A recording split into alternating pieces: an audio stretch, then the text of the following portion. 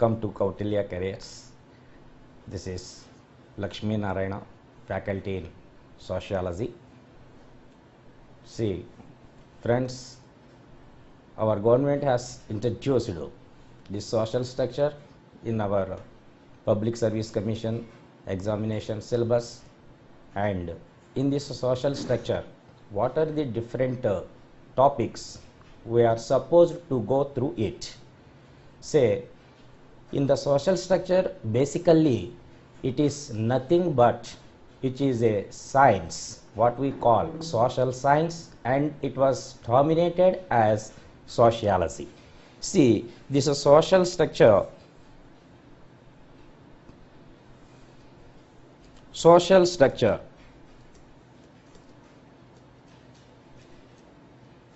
it is closely related to the social, one of the social sciences, that is sociology, and the different the subjects and the topics which has been given under this social structure. I think the first thing is what we call is a social structure. What is the social structure? This is social structure nothing but we have to go through about the caste system and family system in our Indian society, marriage system, kinship, which is followed by tribes, status of women,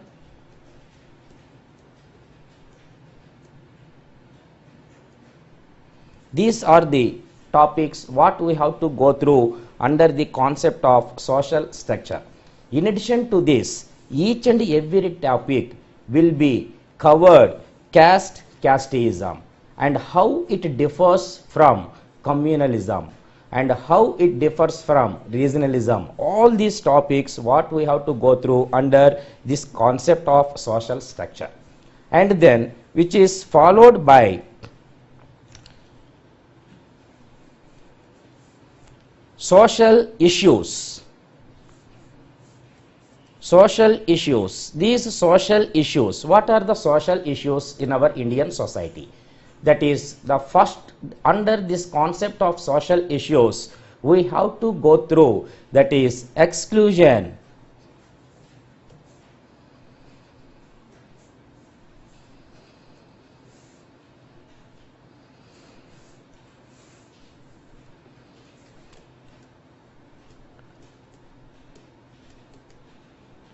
and which is followed by that other social issues in our contemporary Indian society, not only that social exclusion, which is followed by human trafficking,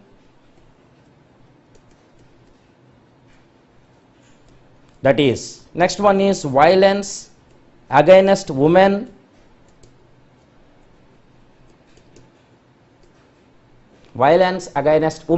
and followed by child labor,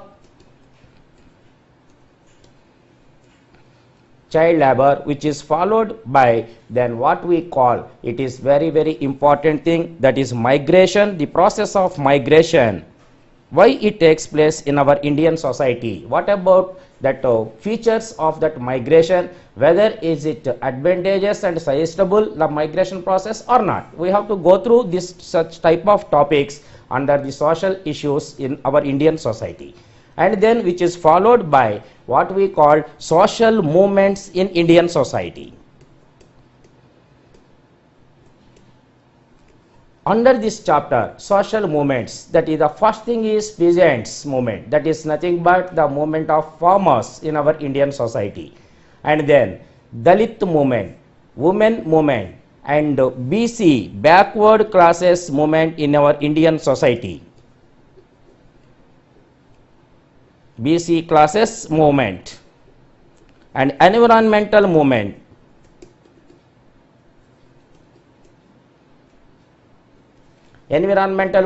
and which is followed by human rights movement.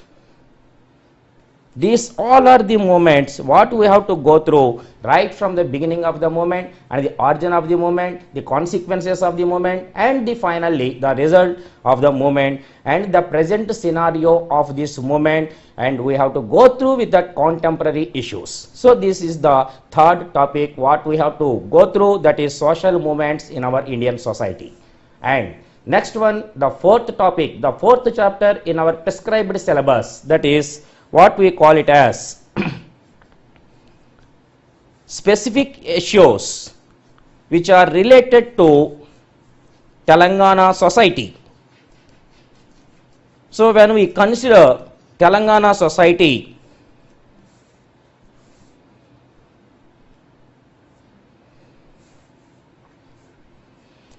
the specific issues which are related to the Telangana society are, that is what we call, first thing is, that is bonded labor. What we call it as bonded labor, simply what we call, so grammatically as per the Sanskrit language, vetti chakri, and followed by what we call Jogini system and Devadasi system, and the status of girl child in Telangana society, followed by child labor in Telangana society, and followed by what we call the major problem of Telangana society is fluorosis, which is followed by what we call human trafficking as well as the migration problem and weavers distress. These are particularly what we have to go through each and every topic under the specific issues which are related to Telangana society. Again I am repeating the same, that is bonded labor, what we call vetti chakri system and Jogini system in Telangana society, followed by Devadasi system, and the difference between Jogini system and Devadasi system, and the status of girl child in Telangana society, followed by the child labor system in Telangana society, and the major problem what the most of the people are facing in a few districts just like Rangareddy and Nalgonda, Mehboob Nagar, Adilabad. The problem is that is nothing but fluorosis. What is fluorosis and what about its features? All those things we have to go through under this concept. Next, which is followed by the migration and human trafficking and weavers distress and farmers distress in Telangana society. This is the fourth chapter what we have to concentrate more and more on contemporary issues in our Telangana society. And the last topic is what about the welfare programs.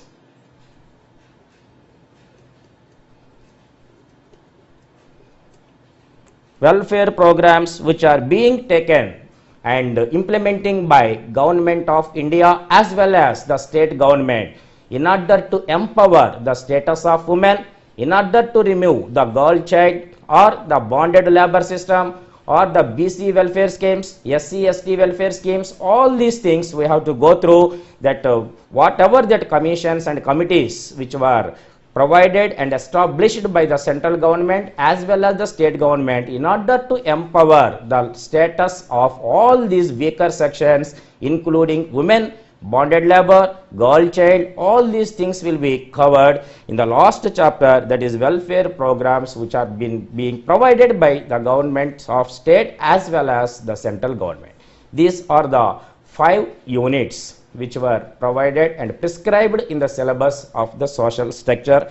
So this is the syllabus part what we have to go through right from the first chapter, that is social structure, and followed by social issues, and the third chapter is that social movements in our Indian society, and fourth one the specific issues and particular and peculiar issues which are related to Telangana society.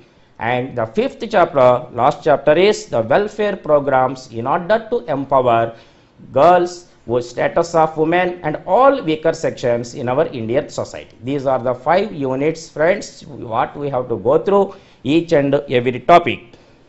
Now, we see that concept what he prescribed in our syllabus, that is social structure.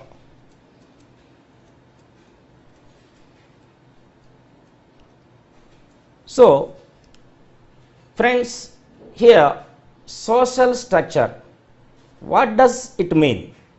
Social structure means how the society is constructed. Here it is the structure of society is nothing but it is a closely related to the social sciences, what we call it is sociology. What is sociology? The word sociology has derived from one Latin word and followed by a Greek word, that is socius and logos. Here, friends, socius means that is colleague or society. Logos, which is a Greek word which means that is science. It is nothing but a science of society which gives the meaning of that concept, that sociology. But friends, here who introduced this concept of sociology, which is well equipped and linked with this concept of social structure? Why? Because the first and foremost philosophers who has done the excellent job on this concept, not on the concept of sociology, only the issues of society. They were Mr. Plato and Aristotle. These two are the Greek philosophers who has done the excellent job in order to study the problems of the society, and which is followed by, in his famous book, he is Mr. Niccolo. In his book, the name of the book which was written by Niccolo was The Prince. He was the first person who described about, that is what we call about the state and its policies. But he did not mention about the concept of social structure or social issues or the concept of sociology. Only he described in his book, that is The Prince, he explained about the state and its policies. And then, which is followed by the sociology, the concept, the word sociology was first time introduced by French philosopher is Mr. Auguste Comte. That means the origin of this subject, sociology, was at France. So the French philosopher Auguste Comte was first introduced and used the word sociology, and he was the first person who developed the concept and the subject of sociology in the entire world. Since then, Mr. Auguste Comte was regarded as the father of sociology. He was regarded as the father of sociology. Though it was originated at France, it was well developed at USA. So the full-fledged development has carried at USA, though it was originated at France, and which was introduced, and first time the word sociology was mentioned by Auguste Comte, who was regarded as the father of sociology. And since then, it was first introduced as one of the subjects at university level at Yale University in the year 1876, and followed by it was introduced at university level at France in the year 1889, and in our Indian society it was introduced in the year 1914 at Mumbai University under the guidance of Science. And since then, it was sociology has been teaching as one of the subjects in the BA course. it was also introduced in the year 1928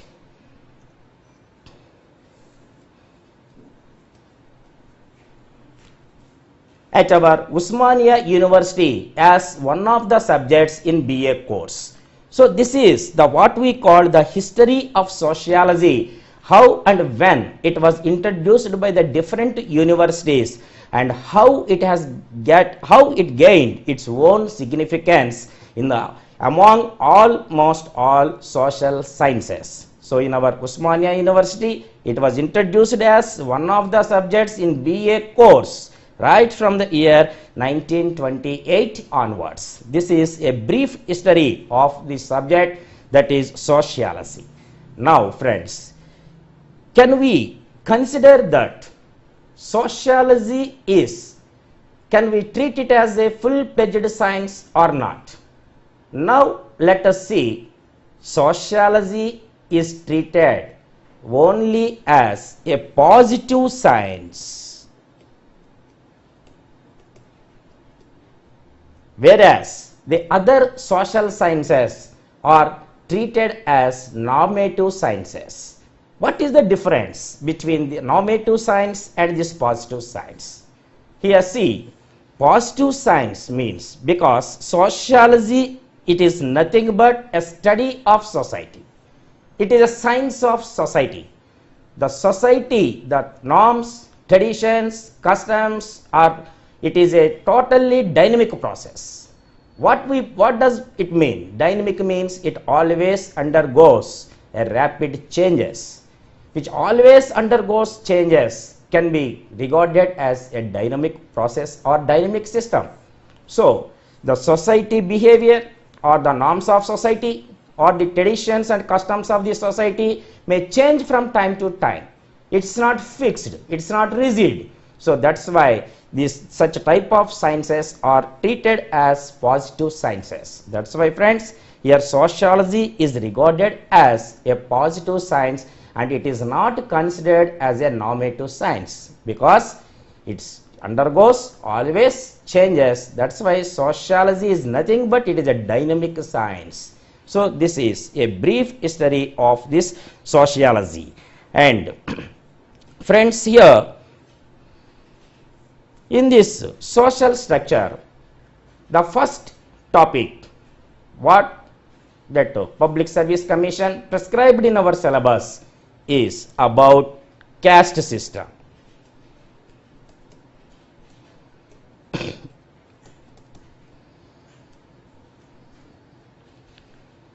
Here, before studying, before learning about the caste system, what about the features of our Indian society? Because Indian society is treated as, and it has its own significance, because it always leads on the principle of unity in diversity. Because Indian society is a complex society. Why? Because there are totally more than 12 linguistic regions in Indian society. More than 20,000 link languages are there in our Indian society. Friends, not only on the basis of linguistic, there are nearly 1600 castes and followed by more than 2000 subcastes. Overall, there are 3600 castes and subcastes. Different types of people, different livelihood, different languages, all these things makes Indian society as a wonderful and complex society. It is not so easy to understand the complexity of our Indian society. So that's why this caste system, and second thing is what we call family system, and the third one is marriage, and fourth one is village life. These four are considered as the four pillars of Indian society. What are these four pillars of our Indian society on which our society is running is, that is, first thing is caste system. and family system and a marriage system. Both family and marriage also gives that information about the kinship. Kinship means the relationship, and about the nature of relatives, different types of relationships, and whatever the relationships we are maintaining and which are being maintained by the people in our Indian society. All these things we can beautifully learn in these topics of family and marriage, which also includes the kinship. And the fourth one is, the fourth pillar of Indian society is village life. So caste, family, marriage and village system are the four basic pillars of Indian society. Among these four pillars, the first pillar is what we call it as caste system. So now let us see about the concepts of this caste system. Actually, when we consider the civilization of our Indian society, the civilization of Indian society was originated by what we call Aryan civilization. At around 3000 BC,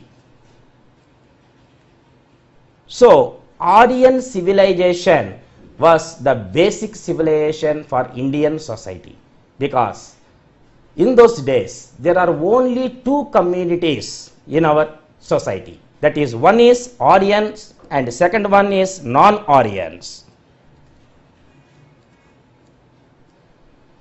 Because Aryans, when they were started to migrate into the North Indian part, then they struggled like anything, and they got what we call, that is, the leadership and dominant position over the non-Aryans.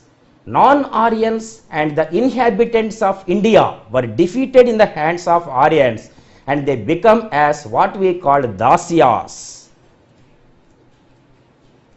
It is nothing but, Dasyas means it is nothing but just like a slaves. But they introduced, Aryans introduced the policy in our society, that is what we call Aryans policy is give and take policy. Give and take policy. Live and let them live. These are the policies of Aryans. Aryan civilization was well described by in the Aryan innovation theory that was introduced by Max Muller,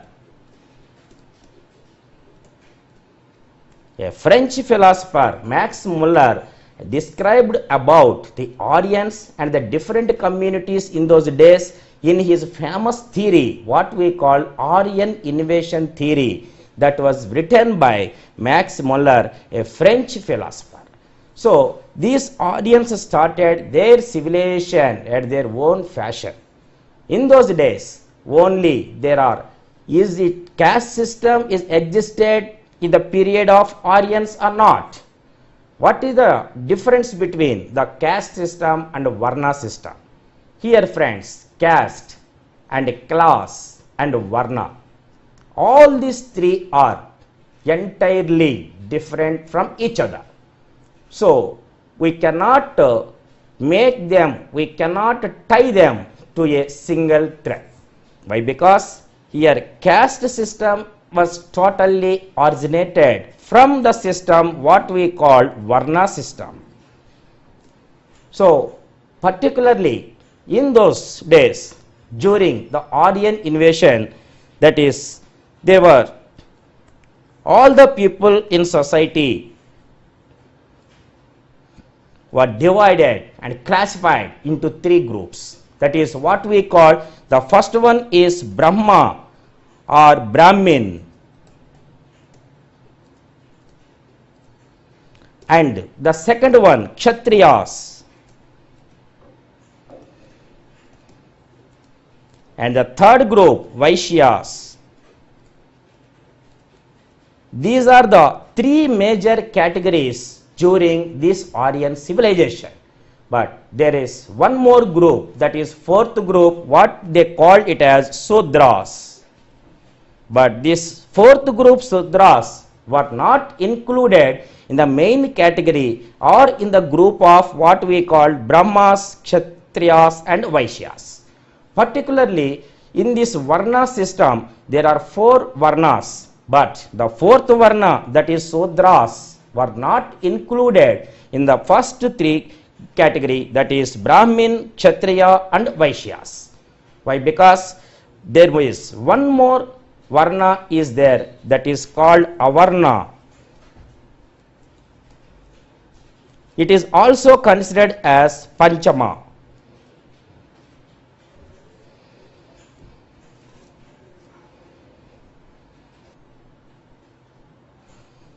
So these are the 4 Varnas, that is Brahma or Brahmin, Kshatriyas, Vaishyas, and which was not included in the first 3 group, that is called Sudras. And there is one more group, what we call 5th Varna, that itself is known as Panchama or Avarna. Panchama or Avarna, that is 5th one, whose ethnic status is very low. Here friends, the group of the people whose ethnic status is very low is, that is Panchama Varna, or it is called as Avarna.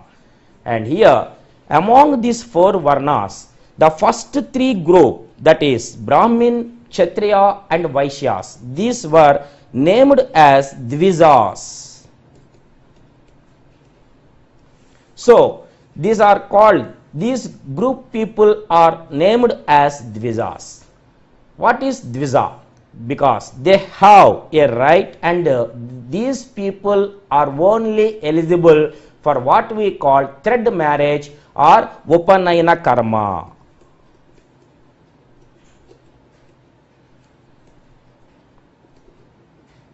For this Upanayana Mahotsav or Upanayana ceremony or Upanayana karma, these Dvijas are having that eligibility, whereas these Sudras are what they named Avarna or Panchama, whose ethnic status is very low, are not eligible for this Upanayana Mahotsav, or what we call in English, that is thread marriage system. So why? Because during this Aryan civilization, there is only 2 communities, major communities, that is one is Aryans and second one is non-Aryans. Though Aryans and non-Aryans are there, they followed simply what we call the religion. The religion is known as, that is called Sanatana Dharma.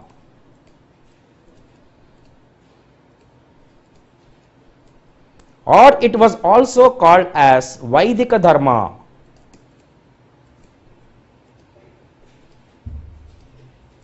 Or simply it was known as Hinduism. So Sanatana Dharma, Vaidika Dharma or Hinduism. Actually friends, suppose if I ask a question, what is the name of our country? So it's a very simple question. Everybody has having that awareness. Simply the name of our country is, simply we can say even that LKG student, that is India. Actually our country is named as India by our Aryans? No, because our name, in true sense, the name of our country is Bharatavarsha or Bharatakanda or Jambudvipa. These are the names of our country. So India, then who named this country as India? That is English rulers. That is English rulers, British rulers named this country as India. And Muslim rulers named this country as Hindustan. But actually in true sense, according to our philosophy and epics, the name of this land is what we call Bharatavarsha, Bharatakanda or Jambudvipa. These are the actual names of this land, whereas the British rulers called or named this land as India, whereas Muslim rulers named this land as Hindustan. But in general sense, what we call our country name is India. So what is our nation? Our nation is Indian. So nation, what is nation? The English word nation has derived from a Latin word, what we call natio.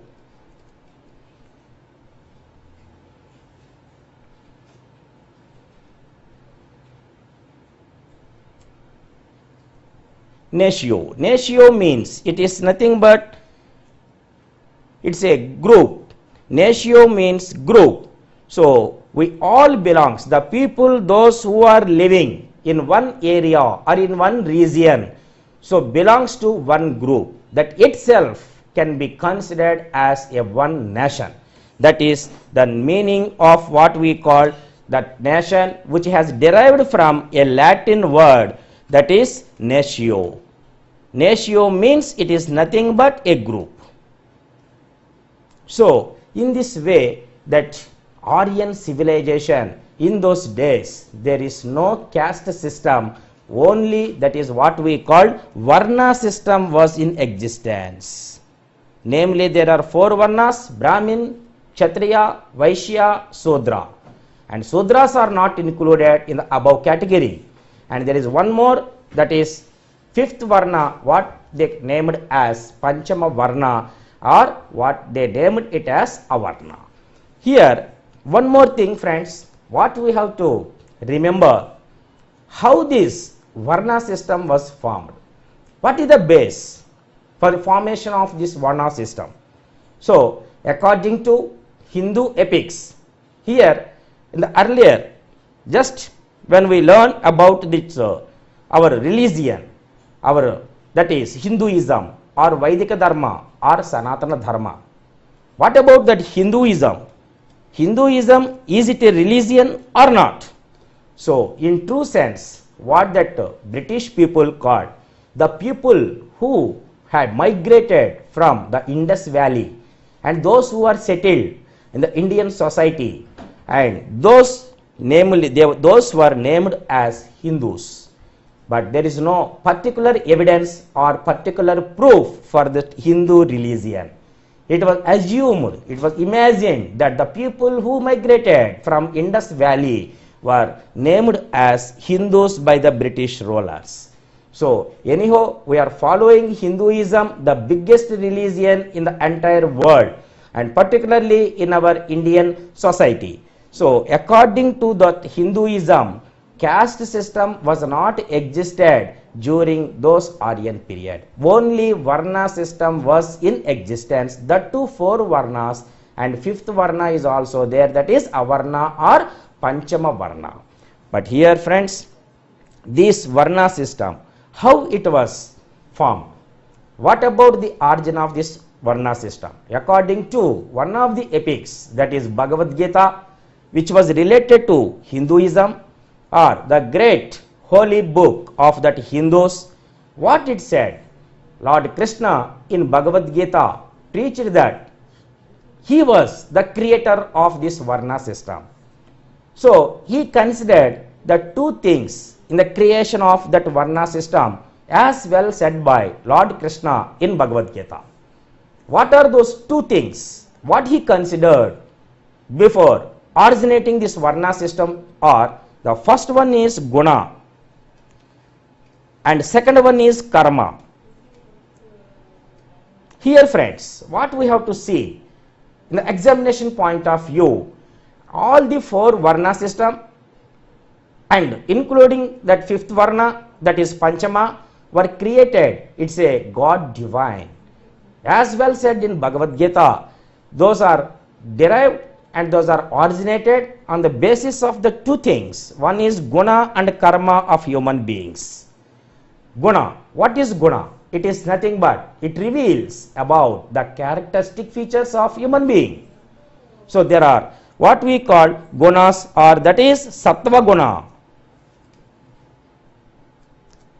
Rajo Guna and Tamas. Sattva, Rajo, Tamasu. These 3 were regarded as 3 different types of gunas. Here, the first category people, that is Brahmas or Brahmins, who were acts as a priest, they dominates this, the first guna, that is Sattva Guna. And Rajo Guna will be dominated by the Kshatriyas and followed by Vaishyas. They dominate this, what we call Tamasu. So these 3 gunas, Sattva, Rajo, Tamasu, and the Karma, these 2 are the determinant factors on which this Varna system was created by the God, which was well said by Lord Krishna in Bhagavad Gita. So this is the origin of Varna system according to the holy book of Hindus, and they believe, they have a strong belief on this origin. Whether it was accepted or rejected by the different sections of the people, it is entirely different thing, but this is one of the concepts and aspects of the origin of the Varna system. Now friends, is there any difference between the Varna and what we called caste?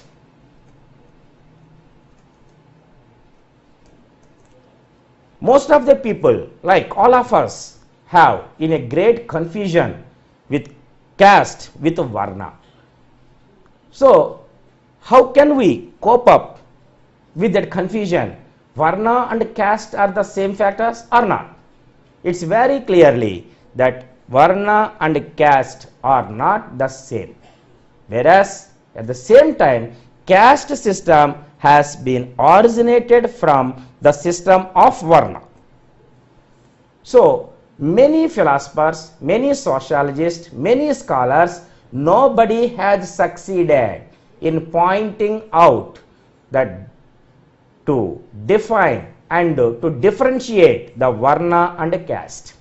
So almost all philosophers, almost all sociologists, nobody has succeeded in pointing out the same. So but it was believed that caste system has originated from the Varna system. But friends, don't remember that Varna system has originated from the caste system. So here this is the major factor of this caste system. What we learned, the first basic pillar of Indian society, that is nothing but caste system. So this caste, how this word caste has derived. So the first thing is the caste has derived from a Spanish word.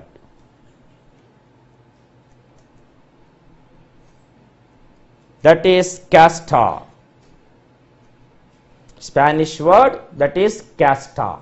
What does it mean? Casta means nothing but breed or race or a complex of hereditary features. This is the meaning of the word casta, which belongs to that what we call Spanish. And the word, Spanish word casta, has been taken from a Latin word, that is castus, which means pure. Here friends, there are two different versions. What we have to remember in examination point of view, the word, English word, that is caste, that has derived from a Spanish word casta. Casta, which means breed or race or complex of hereditary features. Whereas the Spanish word casta has been taken from a Latin word, that is castus. Castus means what we call it is pure. At the same time, till the end of 17th century, Indian society did not follow the caste system. It was not in existence in Indian society till the end of 17th century. But at the same time, the Portuguese people, the Portuguese rulers, and they themselves introduced and they imparted a what we called caste to certain class of people in Indian society, and they named what they named as jati. So the name jati was given and proposed by the Portuguese people. But in our, according to our Indian terminology and Indian traditions, we are using the English word, that is caste. But the origin of the word caste is from Spanish word casta, and that casta has taken from castus, which is a Latin word which means pure. But till the end of 17th century that Indian people did not what we call follow the caste system, but at the same time the Portuguese people has imparted that to certain section, to certain class of the people in Indian society, and they named as jati.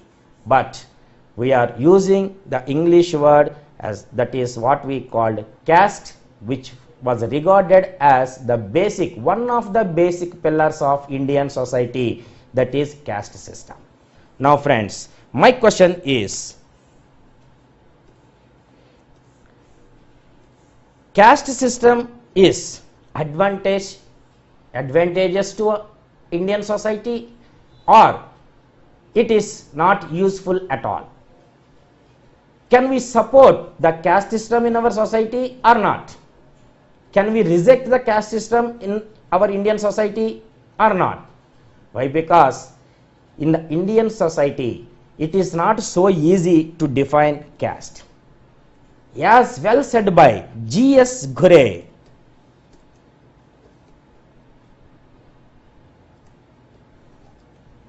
he was the first person who was appointed as what we call HOD, head of the department for sociology department at Mumbai University in the year 1928.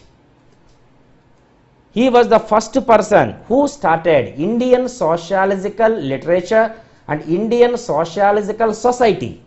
Since then, G.S. Ghurye was regarded as father of Indian sociology.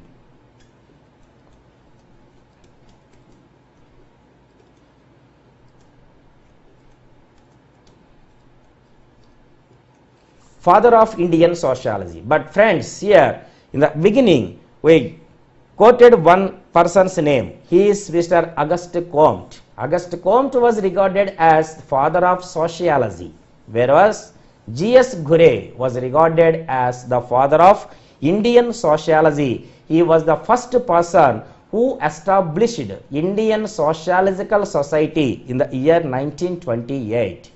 And G.S. Ghurye, as well said by father of Indian sociology, every attempt what we are doing and what we are making to define the term caste is bound to fail.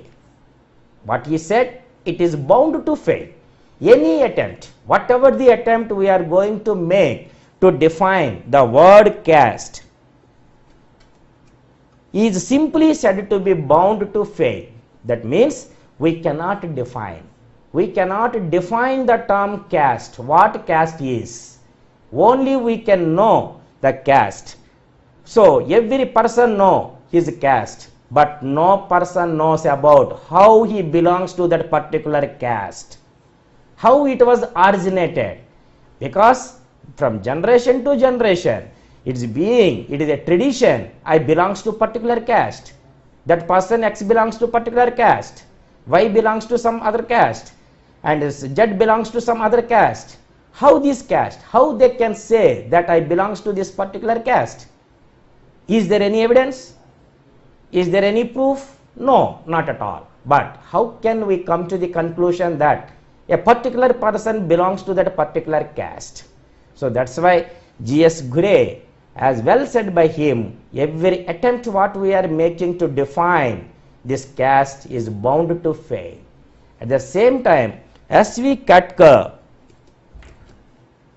he also explained that it is not useful to know how that word caste has derived, because it does not reveal the information about the origin of caste. Only just what we came to know, caste, the word has derived from Spanish, that Spanish word has derived from Latin word, but is there any meaning that how that caste was originated? No, not at all.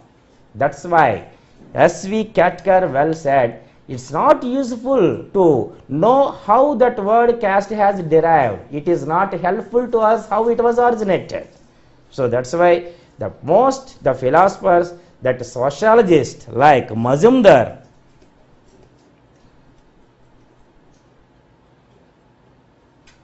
Risley, These philosophers as well as sociologists has defined it is nothing but a caste is a collection of or a group of the same what we call endogenous members. A group of members, it is a collection of group or members who maintains what we call a common ancestor. So a common ancestor, a common forefather. So that group itself can be defined as caste, as well said by Mazumdar, and the same expression was provided, and the same expression and the same definition was provided by both Mazumdar as well as that Risley. Here, in our present scenario, in our Indian society, is it possible to take out that caste system completely from our Indian society? Is it necessary to us or not? Why? Because the first pillar of Indian society, caste system, we have to go through it.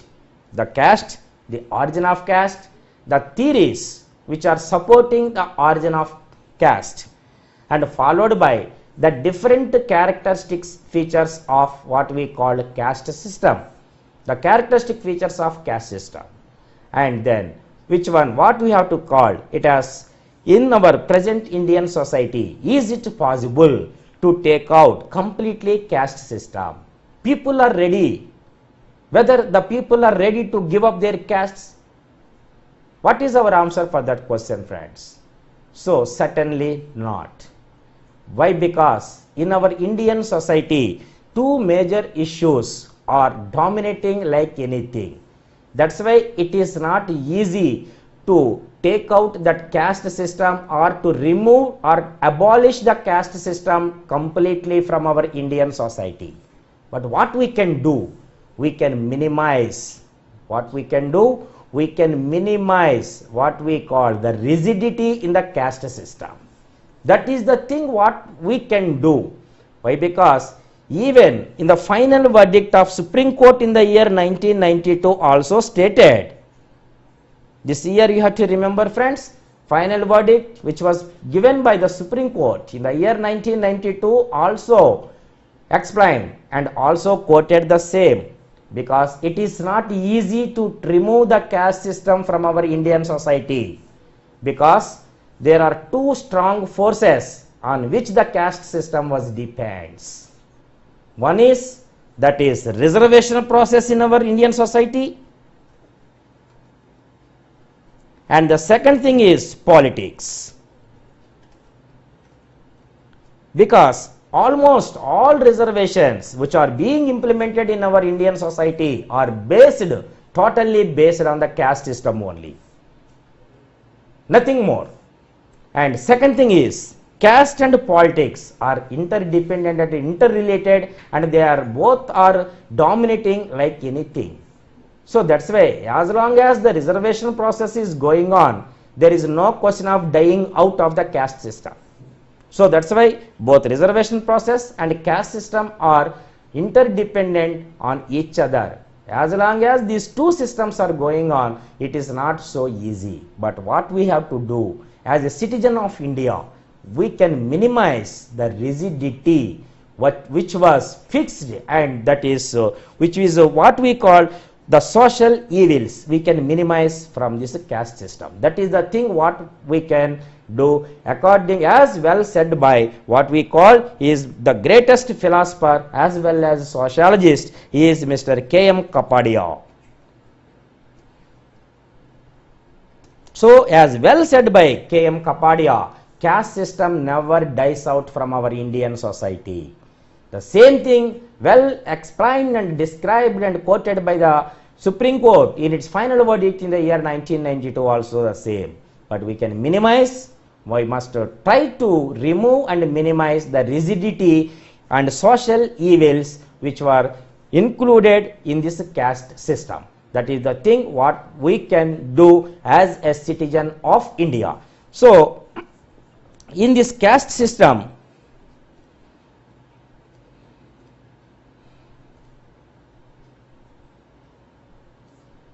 because it always follows the features. What about the features Whether they are useful or not, it is a secondary. But the main features of this caste system, it follows the hierarchy. Hierarchy means what we call, there are 4 varnas, what we explain, that is Brahmin, Kshatriya, Vaishya, Sudras. That means that is hierarchy. The first status, the highest status has been given to the Brahmins, and the second topmost position has been given to Kshatriyas, and only the people who looks after about the trade and commerce, that is Vaishyas, and Sudras are not allowed into the group of either Brahmin or Kshatriya or Vaishyas. This itself, this principle itself is known as what we call caste system is following the hierarchy. That means here one more important thing, the philosophical touch of this Varna system as well quoted in the holy books of Hindus, or as per the Hinduism, and as well said by Lord Krishna in Bhagavad Gita, Brahmin can become as Sudra, at the same time Sudra can also become as a Brahmin. Why? Because when we consider, when we observe the word very clearly, the Latin word that is castus, what does it mean? Castus means pure. Though the person who belongs to the Brahmin category or Brahmin group, who is not following the norms, the rules and the purity, then he will be regarded as a Sudra. And the person who was born as a Sudra by birth, if he is following the rules and regulations and he is giving uttermost importance for purity, can be treated as a Brahmin.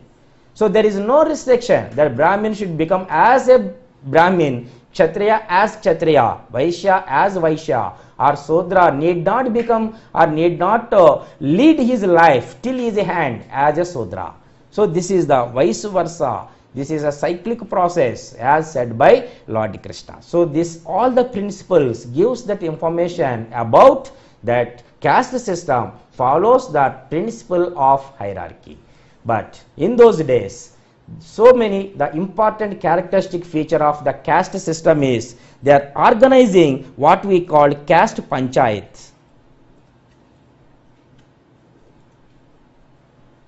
Caste panchayat. What does it mean? Caste panchayat means the person who belongs to any of the caste, who is neglecting the rules and regulations of that particular caste, will be punished by the what we call the members of the caste panchayat.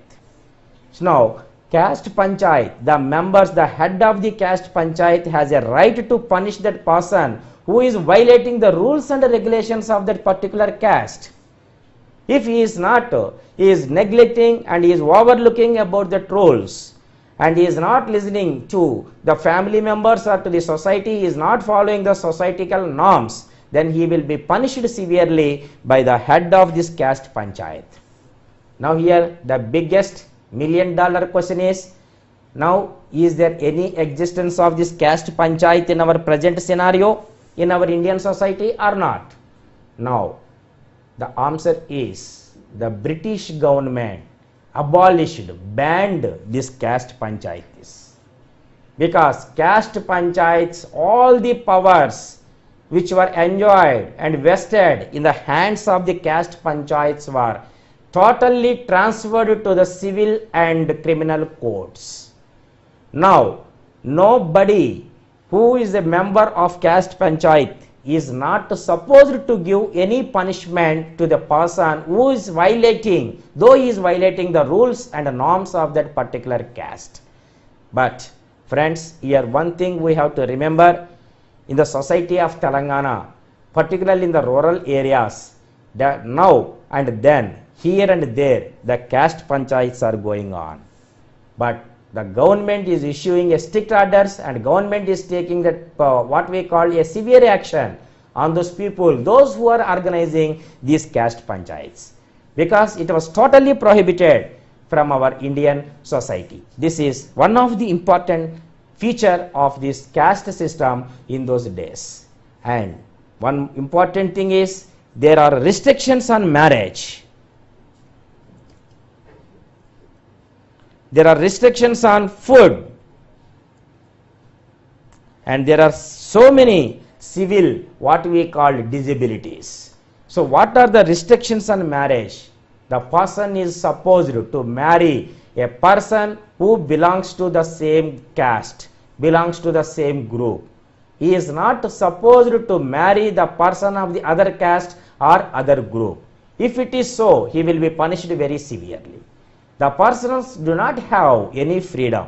What we call the caste system, one of the features of the caste system is restriction on marriages. Even there is a clear-cut restriction on taking the food staff. Why? Because the persons, the group of people who were treated as dvijas, that is Brahmin, Kshatriya and Vaishya, upper castes, these peoples are only supposed to take what we call that is a pakka food. Whereas the other people, Sudras and the Panchama Varna people, they are supposed to take that kacha food. Because all the dishes were prepared with pure ghee, and whereas whether they are prepared with other types of oils or water, those only Sudras are allowed to take that type of food. And moreover, there is a one restriction on social maintenance of social distance. What does it mean? This social distance means that people, those who belongs to the fourth group or fifth group, Sudras or Panchama Varnas, are not supposed to touch the people who belongs to the upper caste. If they want to speak with that upper caste person, they are supposed to maintain certain distance. They are not supposed to come close to the person belongs to the upper caste. Even they are not supposed to touch the person. What we call, they are strictly maintained what we call the social distance whenever they want to take any advice, piece of advice or suggestion from the upper caste persons. These are the restrictions on those people of fourth Varna, that is Sudra, and the fifth one, that is Panchama Varna or Avarna. And moreover, the people, the group of people who were not regarded as Dvijas, who were named as non-Dvijas, are supposed to live at the outskirts of the village or towns. They are not supposed to live in between, in the city or in that village or in that town among the people who belongs to the upper caste.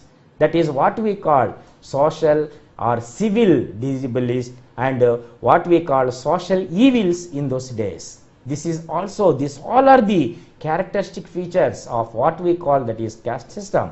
So no people belongs to that Sudra Jati not supposed to live in between the houses of upper caste people, and even they do not have any right, they are not eligible to drink the water from the wells from where that upper caste people are using.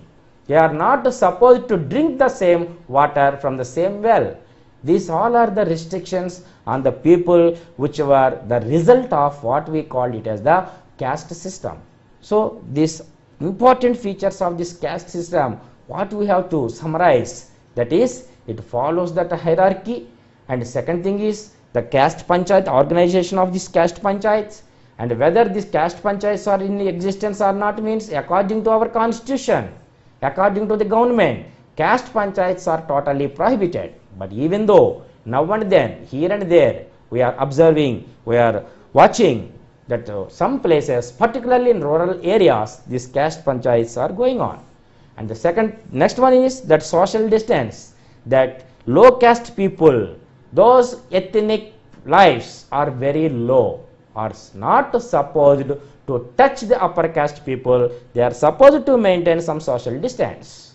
And next followed restriction on marriage. Each and every caste people must and should marry their own group person or own caste person. They are not supposed to marry what we call intercaste or interreligious marriages are strictly prohibited.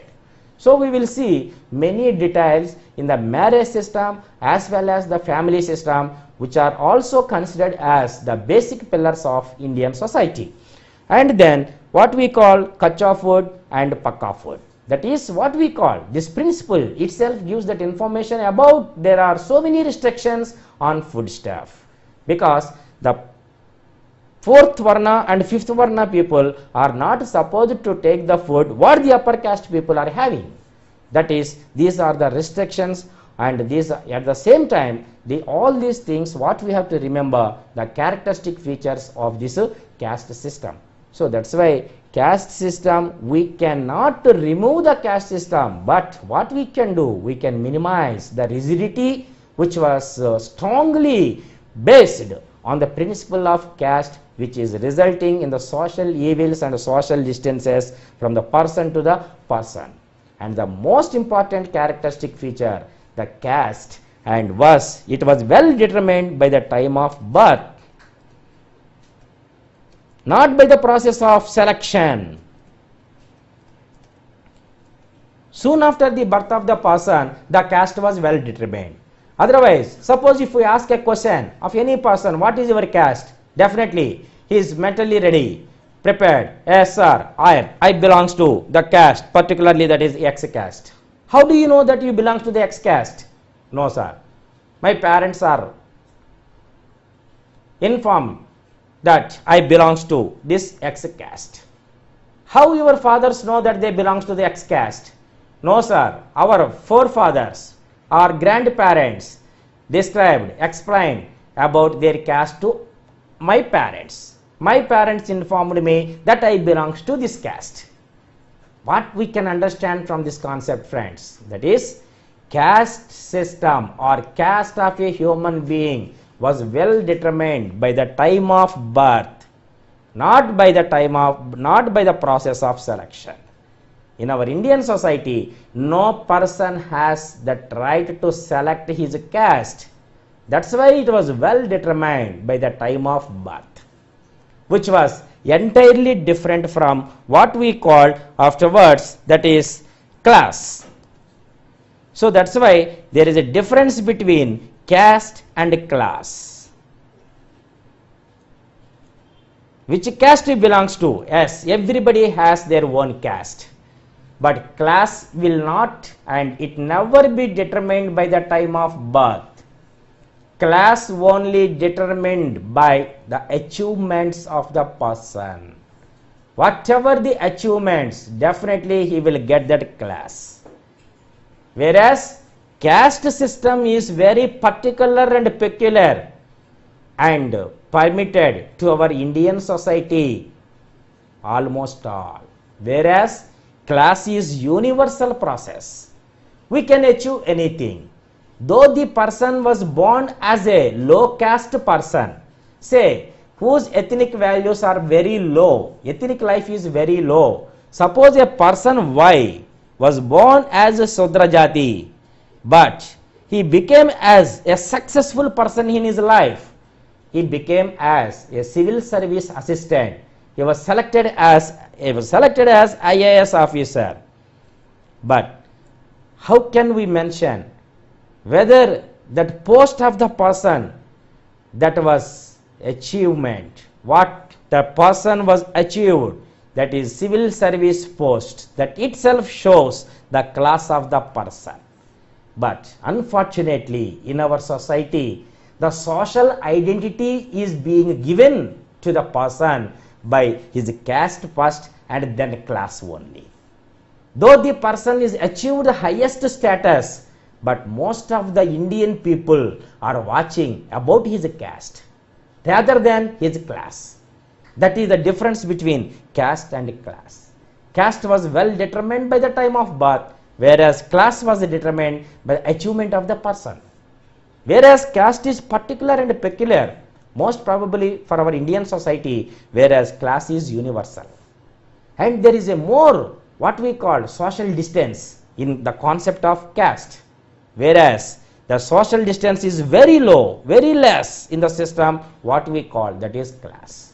So that's why caste is entirely different from class.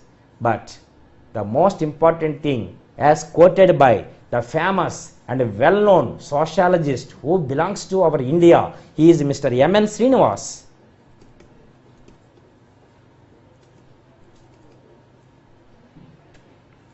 belongs to Mysore of Karnataka state.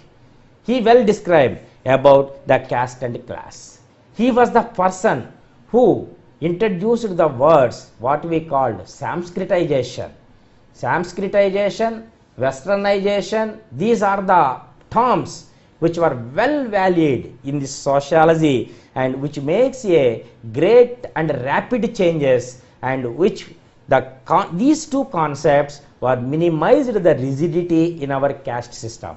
That's why friends, what we have to study, what about the future of the caste system before independence and after independence? What are the changes and what are the influencing factors in order to minimize the rigidity in the caste system in our Indian society? We have to go through it. And after that, which was followed by the theories in order to know about the origin of caste. So though we study number of theories which were provided by so many philosophers and sociologists, but we never come to the conclusion how the caste was originated. But we will get a certain clarity, oh, this is the concept, how our caste was originated. Even we study many theories which were provided by what we call traditional theory or racial theory or occupational theory, political theory, evolutionary theory, samskar theory. There are so many theories on the origin of caste. Even though we study, we go through all those theories, we never come to the conclusion this is the particular concept how that caste was originated. But we will get a clear cut idea about the origin of caste. All those theories and the concept of the caste system and how it was in existence before independence and after independence. And what are the main factors, what we call influencing factors, what we can call it as industrialization, and what we called industrialization, which was followed by urbanization. After urbanization, Sanskritization. After Sanskritization, westernization. These are the four major factors which minimized the rigidity in our caste system. One is westernization, that is called, the first one is industrialization, and second one is urbanization, and the third concept is Sanskritization, and the fourth factor is westernization. We never forget friends, these four are the influencing factors how they minimized the rigidity in our caste system in our Indian society. That is industrialization and urbanization. Why? Because urbanization always follows that industrialization. Whenever there is a industrialization, that urbanization takes place. Whenever urbanization takes place, what we call Sanskritization. The Sanskritization word and westernization were well included and introduced in the concept of sociology by eminent professor in sociology is Mr. M.N. Srinivas. Sanskritization is nothing but all the low caste people are following or imitating that what we call in all aspects the upper caste people. That itself can be defined as Sanskritization, and which is followed by the westernization. These are the four factors how they minimize the rigidity in our caste system. We will see how this industrialization policy takes place in our Indian society, urbanization, Sanskritization and westernization, which is followed by the different theories which explain about the origin of caste, and then followed by whether the caste system does it exist in the Indian society or not. According to K.M. Kapadia, it never dies out, but we can minimize the rigidity in this caste system. And then what is the meaning of George money system? The George money system and the George money system characteristic features, and these four factors: industrialization, urbanization, Sanskritization and westernization concepts, and the caste system before independence and after independence, and tremendous and rapid changes in our Indian society in the aspect of this caste system. We will see all these things one by one in the first topic and the first what we call basic pillar of Indian society, that is caste system.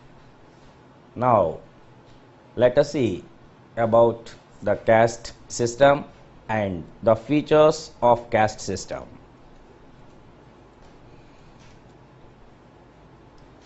See, the main characteristic features of this caste system, what we learned in earlier class, that is, caste has its own significance, and moreover, it is always follows the principle of hierarchy, and it was divided.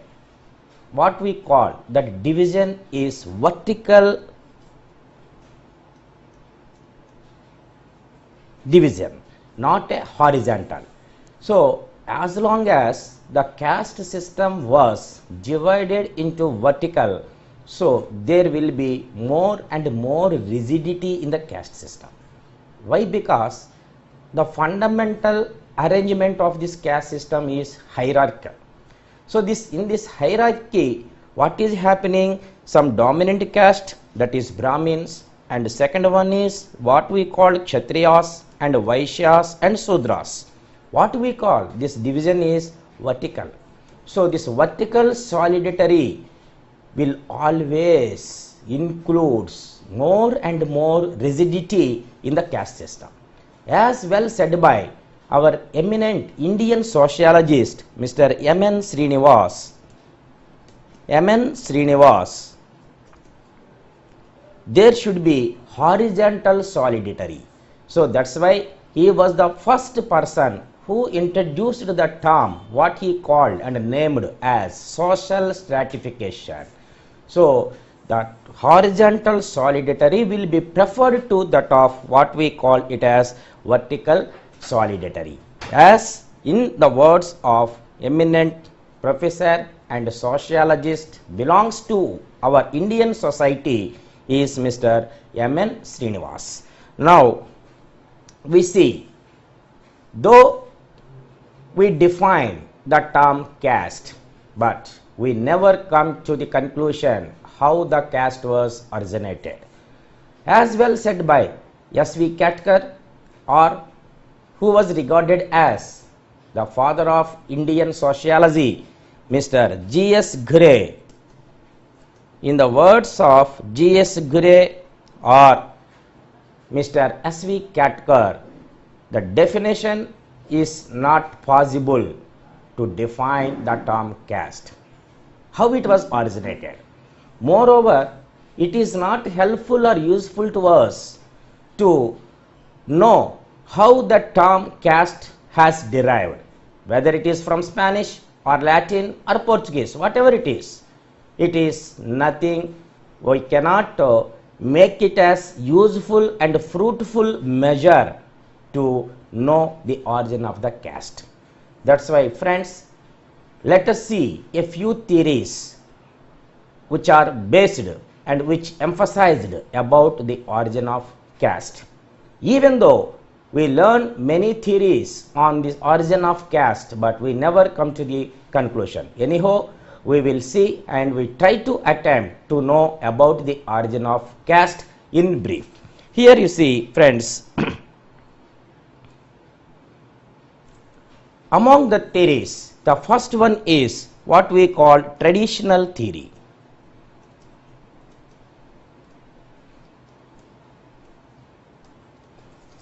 This traditional theory. What is traditional theory? According to this theory, the caste system has established, due to what this theory is emphasizing to us, it is a divine ordinance, or at least by the approval of divine. It is a God gift. Simply in brief, it's a God gift or divine ordinance, or at least by the approval of divine. This is what we call the traditional theory. What is the base for it? The evidence for this traditional theory is, that is what we call Purusha Sukta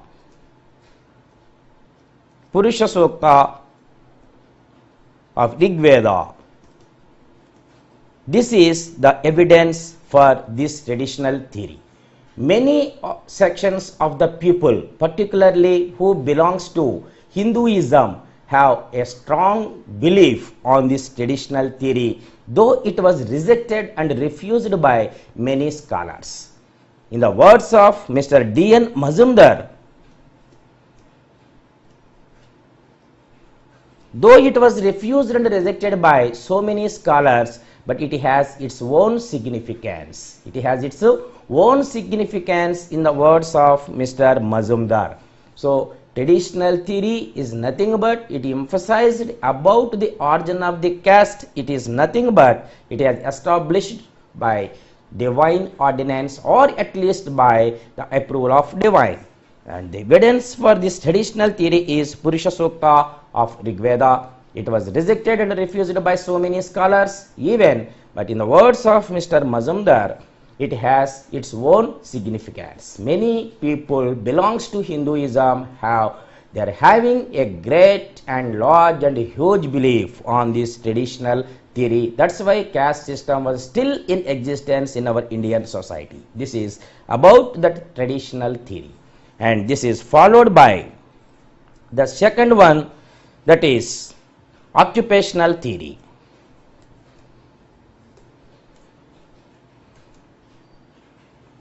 This occupational theory was propounded by Mr. Nesfield. So, what is occupational theory? According to Nesfield, or according to his occupational theory, occupation and occupation alone are responsible for the origin of caste. Nothing else, no alternate for the origin of caste except occupation and occupation alone, because he strongly believed that the people, those who are doing their occupations traditionally are depending on the basis of hereditary features, the caste has originated.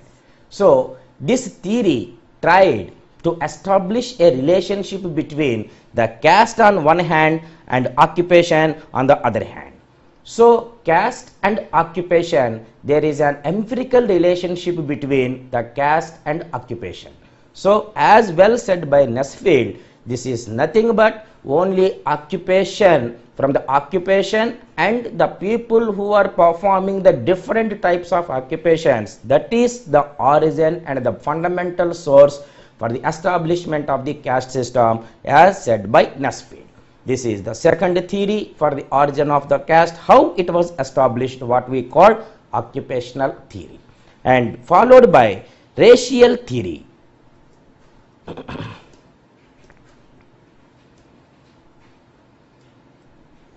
So, this racial theory, who introduced this racial theory? Here, we have to remember three well-known and eminent scholars in this case, that is, in case of racial theory, that is Professor Herbert Risley,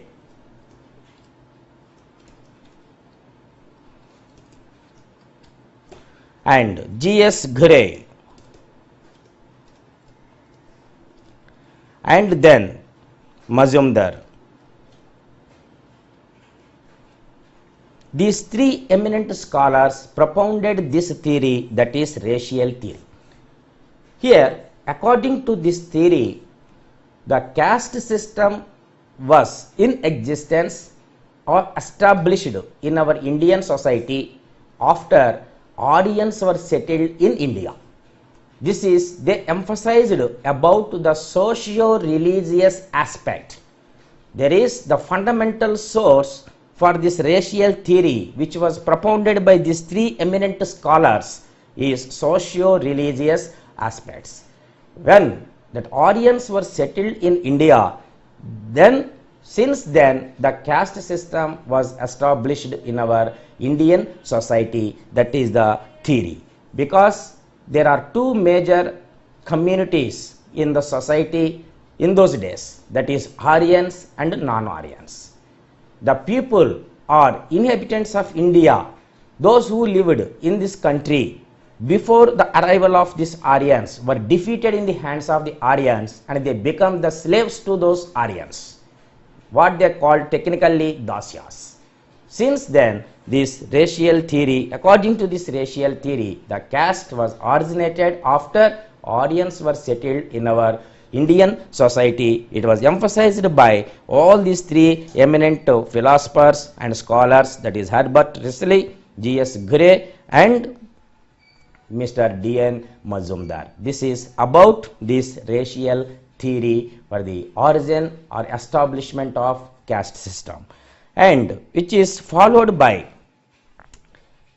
cultural integration theory. Cultural integration. Here friends, cultural integration theory, this was proposed by Sarath Chandra Roy.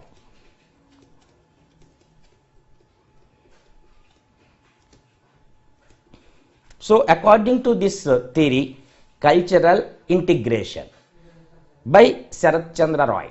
According to Roy, how this caste system was established means it was originated due to what he called integration and assimilation of different cultures of different sections of people in the society. That is the fundamental source for the origin of caste according to this cultural integration theory, or in the words of Sarath Chandra Roy. Why? Because different sections of people are following different cultures. So whenever they are integrating their cultures and assimilating their cultures, as a result the caste system has been originated. That is the concept which we revealed from this cultural integration theory. And after this cultural integration theory, and the next theory is evolutionary theory.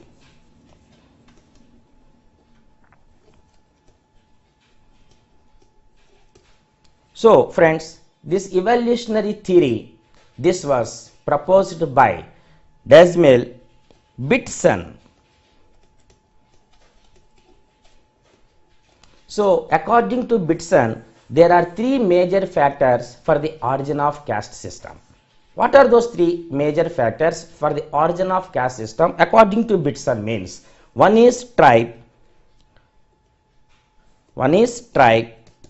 and second one is occupation, and third one is religion. These three are the responsible factors for the origin of caste system according to Desmond Bitson, or according to the theory which what he proposed, that what we call it as evolutionary theory. So after evolutionary theory, then one more theory, that is what we call it as samskar theory. This samskar theory was proposed by, that is Howard, and samskar theory is nothing but which is just like a similar to that of occupational theory. Whenever the persons or the people are performing certain type of activities or duties, that means those activities or duties reveals about their occupation. So indirectly this theory emphasizes the occupational theory which was proposed by Nesfield. So samskars means here that activities or the things which are being carried out by the different sections of the people in the society. What he named it as samskars. So by based on the duties or functions or activities which are being carried out by the different sections of the people, then the caste has been originated according to Howard, or the theory what he proposed, what we call it as samskar theory. And the last theory on the origin of this caste system was proposed by Mr. Gilbert. According to this Gilbert, and the theory proposed by Gilbert is known as geographical theory. So he emphasized about the people, the different sections of the people, those who are living at the different areas, that means at the different geographical regions. So depending on the livelihood of the people at different zones, different geographical zones, then the caste system was originated. The people, those who are living in a particular geographical zone, are called, belongs to either upper caste or lower caste. So depending on the geographical division of the people, he emphasized about the origin of the caste system. This is what he called it as geographical theory on the origin of the caste system.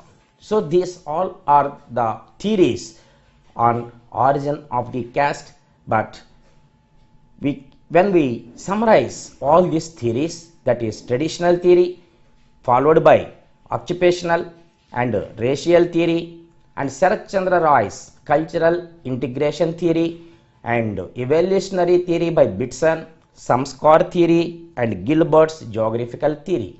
These all theories reveals a little bit information about the origin of the caste, but none of these theories has succeeded in pointing out a clear-cut definition for the origin or the establishment of the caste system.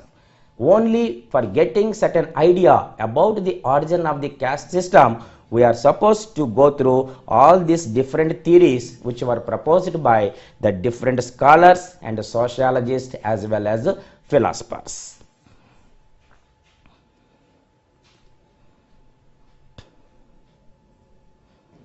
Now, in the words of M.N. Srinivas, does this caste system exist even in the 21st century or not? So definitely what he said, yes. The answer is yes. Then my question, friends, is it advantageous to the people of Indian society for about the survival of the caste system or not? That answer is most of the people are in dilemma or in confusion.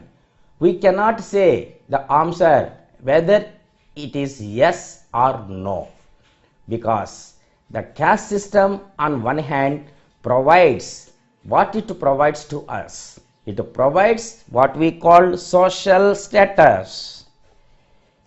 Not only social status, it also provides social identity. It looks after the welfare of the people who belongs to that particular caste. So it provides social status, it provides social identity, but at the same time there are so many disadvantages rather than the advantages of this caste system. Can we list out the disadvantages? Means the first and foremost thing is it affects national integrity. It affects national integrity. It may also decline the status of women in society. Not only declining the status of women in society, what we call it declines the personality of an individual. No person can grow properly, independently due to this caste system. Why? Because if a person who belongs to the low caste, he wants to become as a good scholar, but some people who belongs to the upper caste may tease him because you are not useful person, you are not fit for that post or to study for that particular education. What does it mean? Because this is not only declining the status of women, it also declines the personality of an individual. These all are the what we call disadvantages. If we are unable to minimize, reduce, decline the rigidity in the caste system, what ultimately happens, that conversions may take place on a large scale. Not only conversions, it also declines the personality of an individual. These all are the disadvantages of caste system. Then what are the factors which contributes for the continuation of the caste? Means though it is providing social status and it provides that social identity to the person, though there are so many disadvantages as what we said now, but there are a few factors which contribute for the continuation of the caste. What are those factors which are contributing for the continuation of this caste system? Particularly, what we have to remember, it has caste system has adaptive ability. That means it is flexible. And second thing is, it has a powerful weapon for the politicians and politics. And moreover, that reservation system is based on caste system.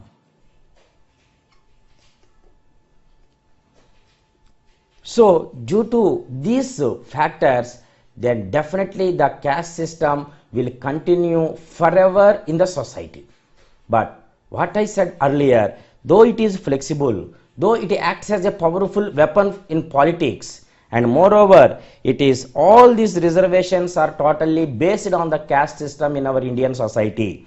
Due to these major and main factors and features, so it never dies out in our Indian society. But what we can do, we can minimize the rigidity in what we call in the caste system.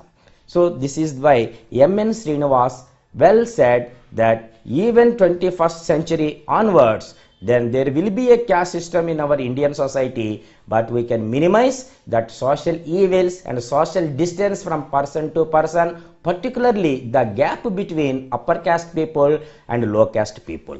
That is the only the thing what we can do. The same thing was emphasized by Mr. K.M. Kapadia also.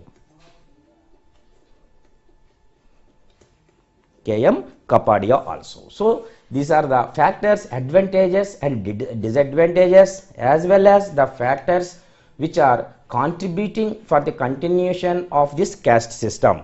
Now we see, are there any social changes in caste system or not?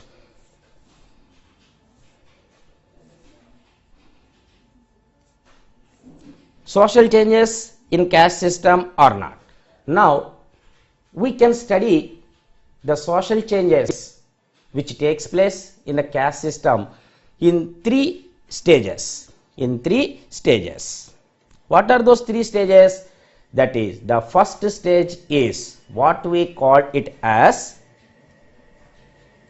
pre-industrial British period. The first stage is pre-industrial British period. That is right from 1757 to 1918. And the second stage, that is pre-independent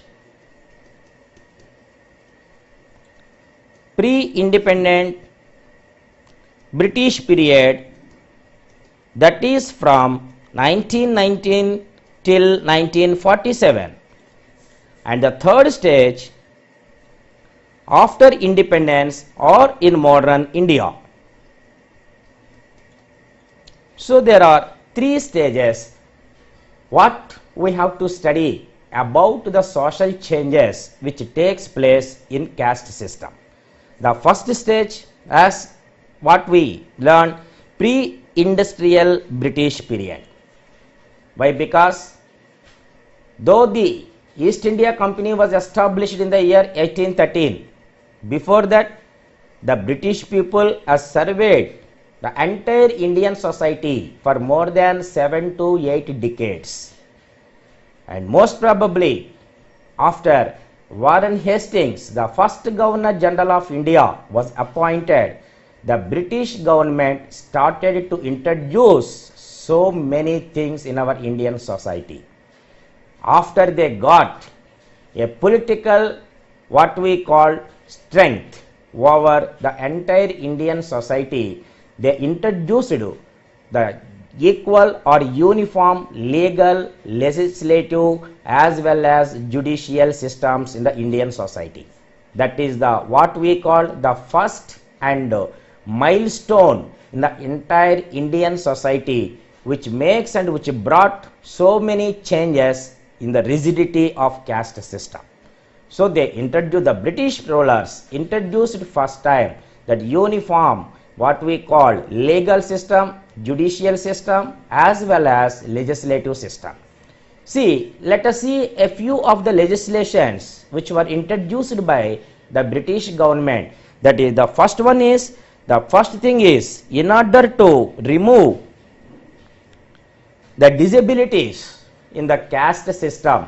So, the removal of disabilities in caste system, that is removal of disabilities in caste act, they introduced in the year in 1850. What we call removal of the practice of untouchability.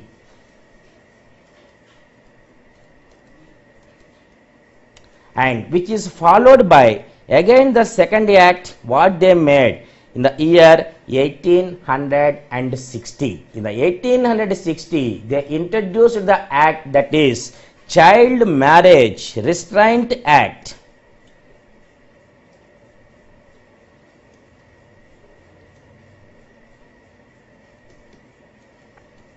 Child Marriage Restraint Act. After that, this act was amended so many times. We will see in the some other chapters. And in the year 1872, they introduced Special Marriage Act. And in the year 1876, they introduced Widow Remarriage Act.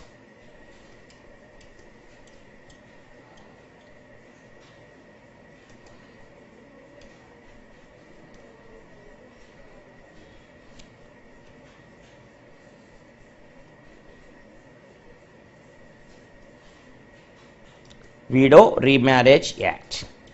So, these are the four acts which were introduced by the British government after they started their rule in Indian society.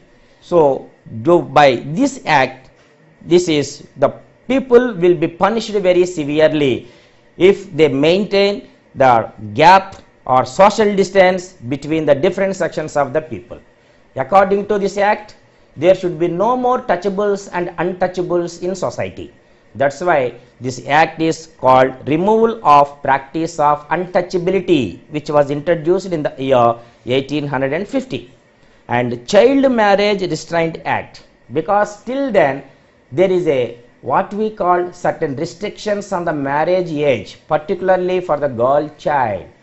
So during the Vedic period and Puranic period, and after that Dharma Shastra period also, there is what we call till below at the age of 8 years or 9 years, the girl child must and should get married. And after that, that was changed that soon after that physical maturity of the girl child, the parents are supposed to get marry her within the period of 3 years. Otherwise, it becomes a great sin that what that parents of that girl child has what we call practice. So that's why that British government introduced the act Child Marriage Restraint Act and followed by the Special Marriage Act. What is the Special Marriage Act? This Special Marriage Act provided and it was legally permitted intercaste and interreligious marriages. So till then there is a conditions and restrictions on the Hindu marriage system. Endogamous marriages are only what we called acceptable. So exogamous marriages are not acceptable. So due to this act, Special Marriage Act, all intercaste marriages and interreligious marriages are approved and legally permitted and authorized, and followed by Widow Remarriage Act, because till then widows are not supposed to remarry. But after the British rulers introduced this act, Widow Remarriage Act, that all widows are accepted to remarry according to their will and wish. These four are the legislative measures which have been taken by the British government soon after they started their rule. And behind this, friends, they first of all they tightened that what we call the rules, the powers of caste panchayats.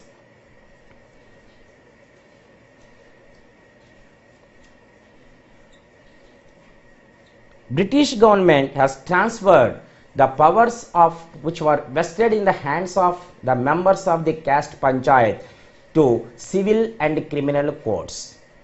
Till then, no member of caste panchayat is supposed to give any sort of punishments to the people who belongs to their same caste or other caste.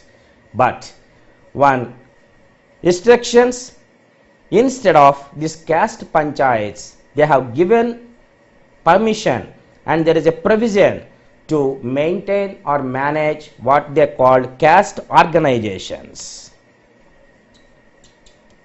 Through caste organizations, any caste people can establish that organization. Through their organization, they can look after the welfare of that particular caste people. But no member or no caste is supposed to what we call conduct or organize these caste panchayats. These are the legislative measures which has been taken by the British government soon after they started their rule. And immediately at the same time, the social reforms, impact of social reforms. So impact of social reforms in sense of minimizing or declining the rigidity in caste system. So social reformers who belongs to Indian society has done excellent and great job in minimizing the rigidity in caste system. Among those social reformers, the first person and foremost person what we have to discuss about Mr. Raja Ram Mohan Rai through his Samaj, what we call it as Brahma Samaj.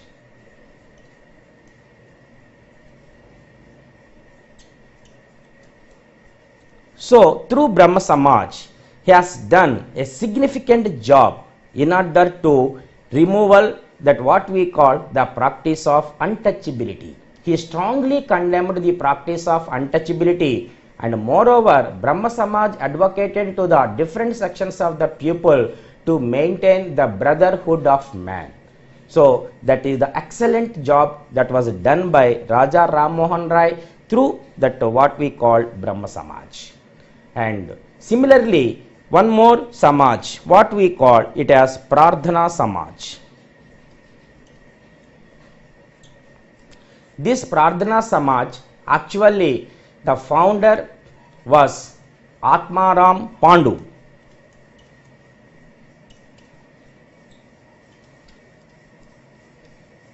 But all the activities of this Prarthana Samaj were carried out by one of his great disciples, he is Mr. Justice Ranade.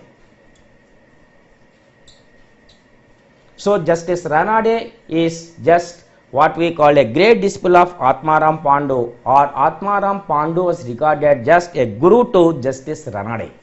Both has done a significant job in what we call through their Samaj, that is Prarthana Samaj.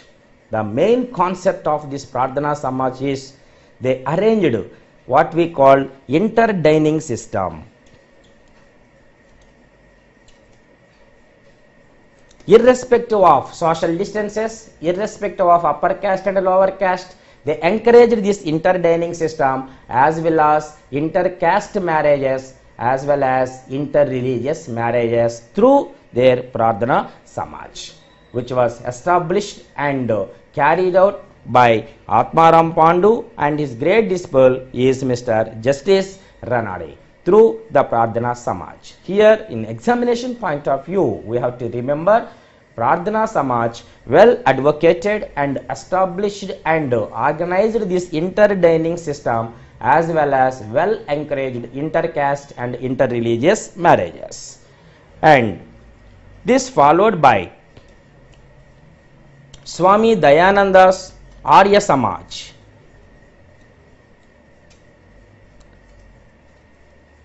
Actually, this Arya Samaj also, what we have to remember, this Arya Samaj served and acted as a strong militant force to protect the concepts and aspects of Hindus and Hinduism.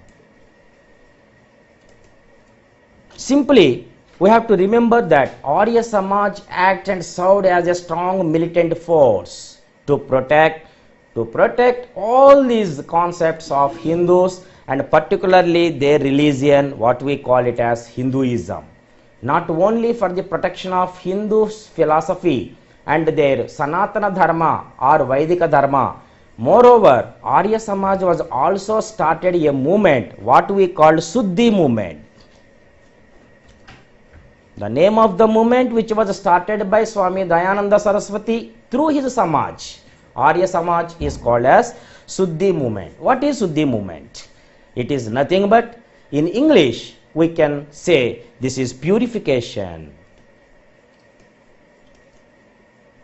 What is the main goal and purpose of this Suddhi movement means?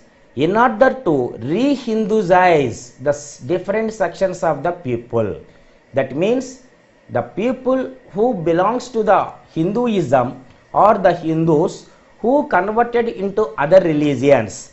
He wants to call back to their mother religion, that is Hinduism.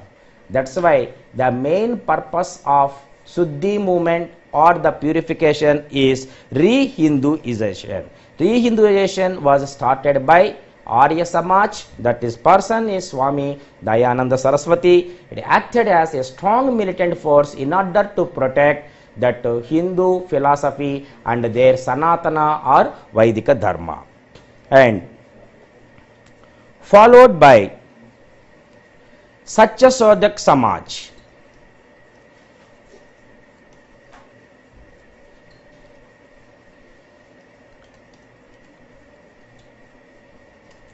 This Satyashodak Samaj was started by and Mr. Jyoti Rao Phule.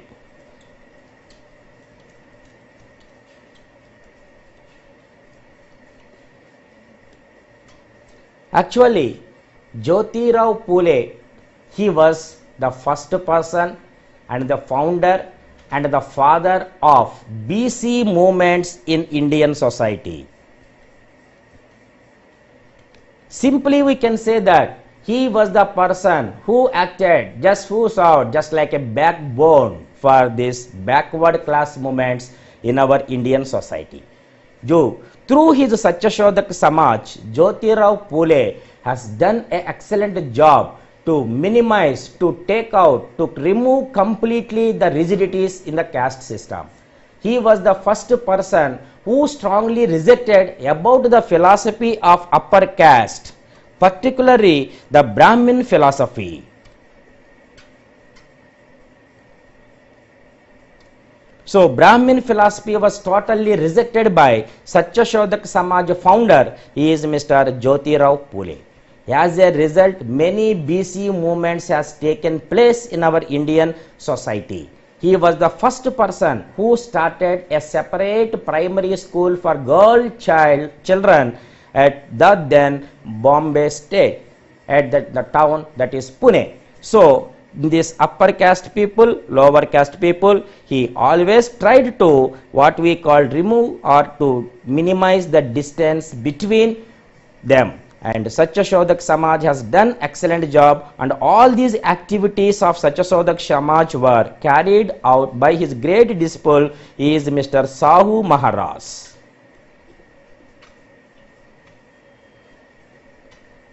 Sahu Maharaj was one of the great disciples of Jyoti Rao Phule,